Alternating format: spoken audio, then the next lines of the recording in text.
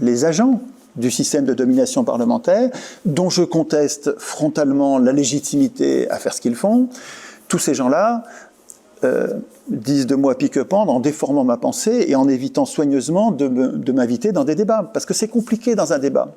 C'est compliqué face à choix qui dit à un élu vous n'êtes pas légitime à écrire les règles de votre pouvoir, c'est à nous, c'est nous qui avons besoin d'être représentés, c'est nous les représenter, toute la population, les 99%, la totalité de la population représentée, qui a besoin d'être représentée, est la seule légitime à écrire les règles de sa représentation, et vous, les représentants, quand vous vous arrogez le droit d'écrire les règles de votre pouvoir, vous êtes illégitimes. Quand je dis ça, un élu ne peut pas se défendre sans montrer, en même temps qu'il se défend, qu'il est démophobe, qu'il est un ennemi du peuple. La recherche des complots et le courage de dénoncer les complots quand on en a observé, c'est une qualité de base.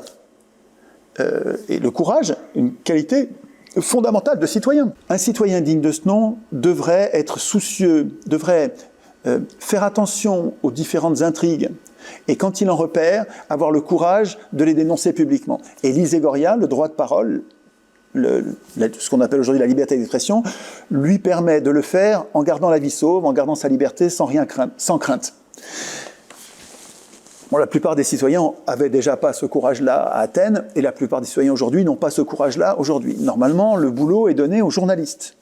Le rôle de la presse, c'est d'être attentif aux complots et de dénoncer ces complots.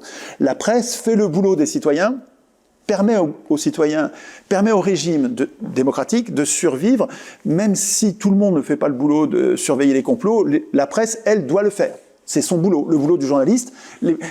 C'est étonnant parce que normalement les journalistes devraient être les complotistes. C'est ce qu'on appelle complotiste. Mais complotiste, il faut comprendre, c'est péjoratif quand on dit « ist », c'est-à-dire que c'est mal de chercher des complots et quand on en voit de les dénoncer. C'est dingue. Les journalistes qui devraient être ceux qui cherchent les complots et qui les dénoncent pour alerter l'opinion, pour défendre les libertés, sont aujourd'hui ceux qui, au lieu de faire ça, dénoncent les chercheurs de complots, les lanceurs d'alerte, les dénoncent en les traitant de complotistes comme si c'était mal. C'est dingue. Ces journalistes ne sont pas des journalistes, c'est des anti-journalistes. Qu'est-ce qu'on reproche aux complotistes? On leur reproche quoi, d'être paranoïaque, c'est ça, de voir trop de complots. Mais est-ce que c'est dangereux? Le gars qui a l'impression qu'il y a des complots et il les dénonce et puis c'est pas vrai. Bon, rapidement il se ridiculise, puis personne l'écoute. On s'en fout. Il a fait de mal à personne. C'est pas dangereux du tout. La paranoïa des gens qui voient trop de complots. Il y en a tendance parfois. Et par contre, c'est très dangereux. Il y en a partout des complots. Mais écoutez certains. Alors, il y a des gens qui voient des complots partout. Oui, voilà, c'est des paranoïaques. Mais c'est pas eux qui sont dangereux. Ils n'ont pas le pouvoir. Ceux qui sont dangereux, c'est ceux qui sont au pouvoir. Si vous voulez, à discréditer les gens qui dénoncent des complots, comme si ils ne faisaient que ça de dénoncer des complots tout le temps, alors ils sont juste en train d'en dénoncer un. Et qui est important, c'est littéralement protéger les comploteurs de faire ça. Enfin, c'est incroyable qu'on donne du crédit au mot complotiste. Moi, j'ai aucun problème avec le complotiste. Je vois bien que c'est une insulte, mais je la trouve ridicule. Pour moi, c'est populaire, c'est tout le monde, y compris les gens de droite et d'extrême droite. Tout le monde, les humains, les êtres humains. Le processus constituant devrait être composé de tous les humains. Comme je dis ça, je n'ai pas d'ostracisme par rapport à un camp ou à un autre, et donc ça m'a amené vers ce que je dis, des gens qui d'habitude se préoccupent pas des discours de gauche, des gens de droite ou d'extrême droite, qui disent c'est intéressant, puis on peut parler avec lui, donc on va parler avec lui. Donc il y a des gens qui autour de moi sont d'extrême droite, viennent aux conférences et que je vois, et quand je parle avec eux, je m'aperçois que dans leur imaginaire, la démocratie, c'est ce qu'on vit aujourd'hui. Ils détestent ce régime, donc ils détestent la démocratie. Le problème, c'est que notre régime, c'est pas la démocratie. Notre régime, c'est le gouvernement représentatif, c'est une antidémocratie. Ça a été pensé depuis le début comme une antidémocratie. Comprends bien ça. Ces jeunes gens qui sont en train de devenir d'extrême droite, c'est-à-dire qui sont pour un régime autoritaire, veulent ce régime autoritaire parce qu'ils... Enfin, de ce que j'ai compris, ils veulent ce régime autoritaire parce que c'est la meilleure solution pour eux entre la démocratie, qui est le régime actuel, qui est une saloperie, qui est un régime de corruption, un régime d'exploitation, un régime dans lequel on fait travailler les enfants, dans lequel on détruit la planète, dans lequel les plus riches se gavent. Et donc quand ils voient le système de corruption, ils appellent ça la démocratie, ils disent on est contre ça. Et puis, ils voient les régimes communistes, ils voient l'URSS, la Chine, les goulags, les camps de concentration, la privation de tout, ils disent alors le communisme, c'est épouvantable. Okay.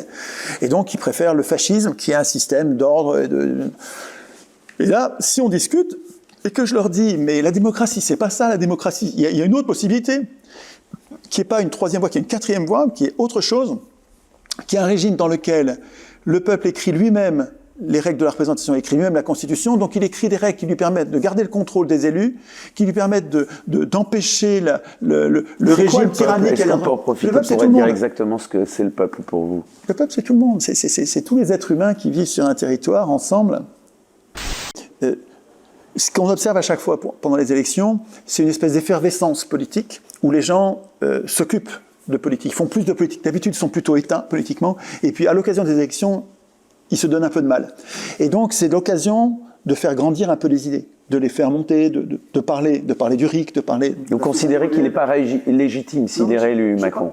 Non, en termes de légitimité. Non, pas du tout, pas du tout. Il ne l'est pas, non, les élus ne sont pas légitimes, c'est eux qui ont écrit les règles et ils nous tiennent à l'écart en tout. Les élus, aujourd'hui, sont absolument pas légitimes. La Constitution est illégitime. Je l'appelle pas Constitution, c'est une anti-Constitution. Notre Constitution, c'est un texte qui nous tient à l'écart, volontairement. Depuis le début, depuis 1789. Ça a été pensé comme ça. Le peuple ne peut parler, ne peut agir que par ses représentants, disait Sieyès. C'est-à-dire que la France... On peut considérer ce que vous dites, ça peut être limite un appel à la guerre civile. Mais pas du tout, c'est le contraire. Comment? Enfin, c'est l'appel au soulèvement. Vous êtes en train de nous dire... Ah non, mais le soulèvement... c'est un appel à la réforme. C'est quand même très très fort ce que vous dites. C'est très subversif, mais c'est pas un appel à la violence du tout. Moi, je fais des ateliers constituants depuis 15 ans, donc avec des gens normaux, ordinaires, et nous nous entraînons à écrire la Constitution. C'est pas violent, c'est pas du tout la guerre civile. Vous donnez pas le moyen, mais le constat, c'est que vous dites en gros qu'il faut pas accepter ce système, si je vous comprends bien. Ben ça c'est pas mal, ça. C'est pas la guerre civile, ça. C'est quoi ne pas l'accepter ce système? C'est quoi pour vous? Non, mais le fait de trouver que... C'est ne pas voter, c'est s'abstenir, c'est voter déclarer la guerre, oui, bon, d'accord, mais bon, à part ça... Mais moi, je ne m'abstiens pas du tout. Hein. Moi, je vote, j'allais dire je vote, mais je ne vote pas, j'élis. Je trouve toujours quelqu'un... Vous avez le droit de vote, donc par définition... Non, mais c'est mal nommé, ça. Une carte d'électeur. Mais quand on dit droit de vote, ça, c'est une escroquerie. Ça, c'est l'escroquerie parlementaire. Le système de domination parlementaire se fonde sur des escroqueries langagières comme celle-là.